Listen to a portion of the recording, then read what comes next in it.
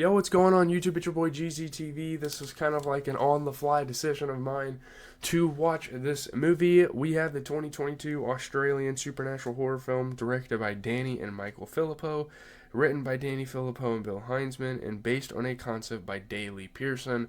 We have Talk to Me, an A24 film. Obviously, we have reviewed A24 films in the past. I think it's one of the better modern-day horror film kind of production companies. I don't think they mainly do horror films. Obviously, they've done like The Whale. They've done a lot of other like dramas as well. Mainly drama and horror is what they do and what they're famous and centered on. But yeah, we're gonna kind of get into it. I have to go to lunch here in a little bit, so we're just gonna kind of get these clips out real quick. Well, not out, but I'm just gonna record them, so I just have to put them together later. Again, I said this in my Soprano live stream. I'm not sure if we're going to do two videos for Monday and Tuesday. I might just do the Sopranos thing and move on. But let's get into the plot and the review. So the plot, we start off at a house party in Adelaide, which is the capital city of South Australia, where Cole searches for his brother Duckett. We're instantly introduced to these characters out there at like a party. When he finds Duckett and attempts to bring him home, Duckett stabs Cole and kills himself. So yeah, he was obviously like influenced by like an evil spirit, and right then and there you can kind of see the origin story. You can kind of see the concept of kind of what's going on. You kind of get thrown in the realm of horror film. At first I was like, how the fuck does this connect to anything in the film? It was such a random little like short story or short film thing at the beginning. But it connects, so we're going to get into it. So, sometime later, 17-year-old Mia is struggling with the second anniversary of her mother Ria's suicide by sleeping pill overdose and her distant relationship with her father Max. So she's going through a lot of like depressing times in her life. And yeah, her mother killed herself, but like they think she just accidentally overdosed, and that's what she tells people. I don't know. But so Mia, her best friend Jade, and Jade's little brother Riley sneak out to a gathering hosted by Haley and Joss, where the main attraction is a severed and embalmed hand. In the picture, this becomes one of the most iconic props, one of the most iconic things to do with this movie, because it's literally what this movie centers itself upon. So yeah, it's obviously someone's cut off hand that was embalmed to preserve it, I guess. But holding the hand and saying, "Talk to me," enables someone to communicate with the deceased person's spirit, while saying, "I let you in," allows the spirit to possess them, take them over, make them do whatever the spirit desires them to do. And this is obviously super dangerous and super risky, and you can kind of see that from the start of the film when you're watching. You're like, isn't this kind of fucked up? Isn't this kind of, like, dangerous, you know? I don't know. So, in order to prevent spirits from binding themselves to that person, someone else must end the possession before 90 seconds by pulling away the embalmed hand and blowing out a candle to cut the connection. Obviously, candles have a lot to do with the spiritual world. We've seen that in movies before that we've watched on this channel even. And yeah, so after 90 seconds, they learned this with Puckett, I think was his name, right? Or Duckett. They realized that the spirit, like, full on binds with the person and becomes them, really. So, Mia volunteers to go first and is possessed by a spirit that displays a menacing focus on Riley. Even though, this is an evil person, or evil being, because they know that Mia cares a lot about Riley, and she's almost like a mother, second mother to this kid. But Joss and Haley struggle to break the connection, and the time limit is slightly exceeded. And that doesn't really create a concern until later on in the film when crazy shit starts happening. So then, ecstatic over the experience, Mia joins Haley, Joss, and Jade's boyfriend Daniel at Jade's house the next night. So they want to keep on doing this. They're hosting it now at her house. Jade refuses to let Riley participate, but all of the others indulge. They're like, come on, let him do it. If we take him out on time, it's fine.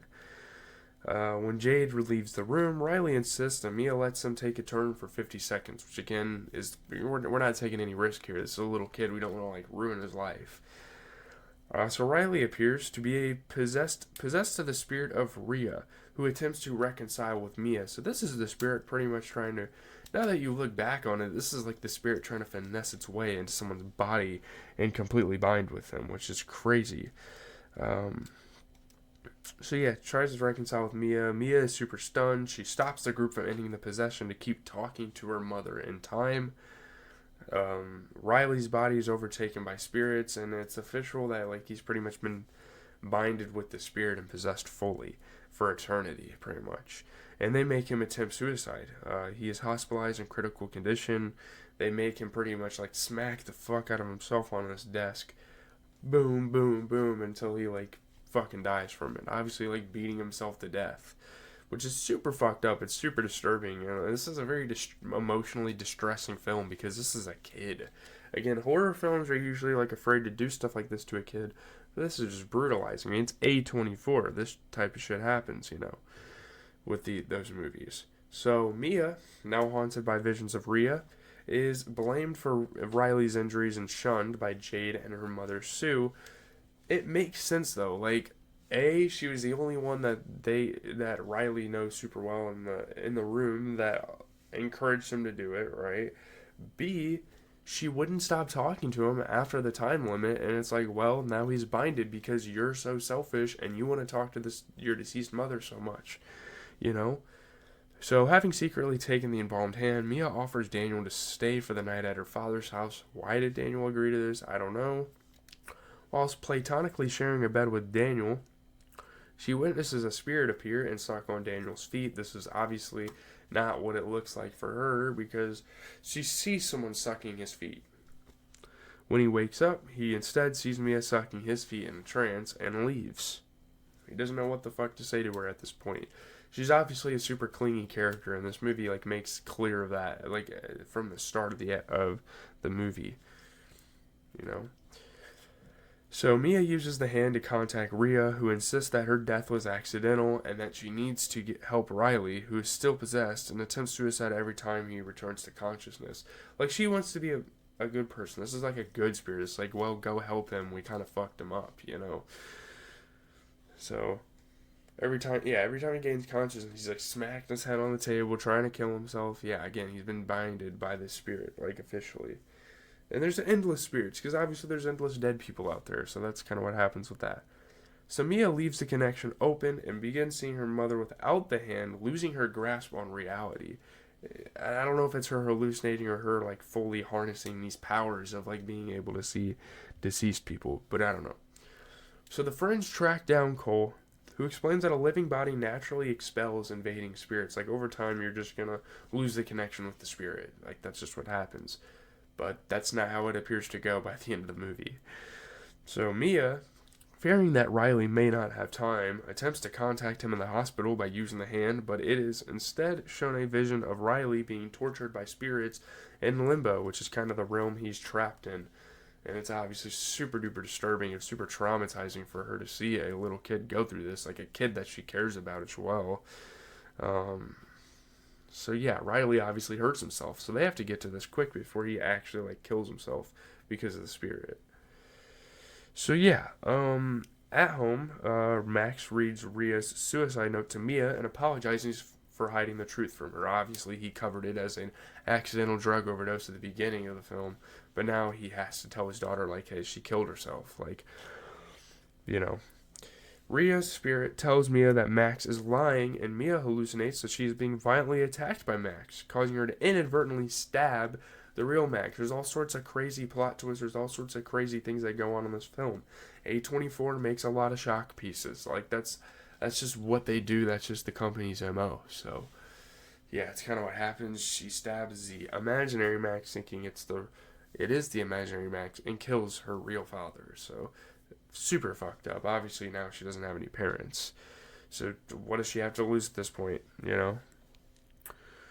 So, Rhea tells Mia that Riley needs to die in order to be set free from his possession, which is obviously stupid. They don't want to lose their kid. Mia kidnaps Riley from the hospital, and Jade sees Mia pushing Riley in a wheelchair towards the hospital, trying to kill him again. Because if no one else is going to kill him, she's going to do it, because she needs to put him out of his misery.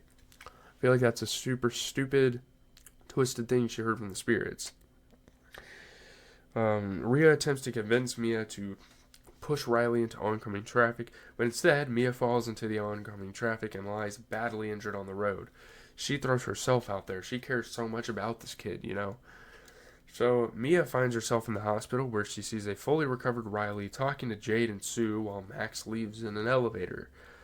Nobody responds to her. She has no reflection in the mirror, and her hands are disfigured, so that can only mean one thing. She's become one of the spirits. She's passed on, you know? So, after becoming engulfed in darkness, she sees a hand extended over a candle in the distance. She grabs it and is suddenly summoned to a house party in Greece, where a partygoer holding her hand is urged to speak and tells Mia, "I let you in." So now she's a dead spirit, and now eternally. So it's obviously a pretty sad ending for Mia, but yeah, what can you do, man? Let's get into the review.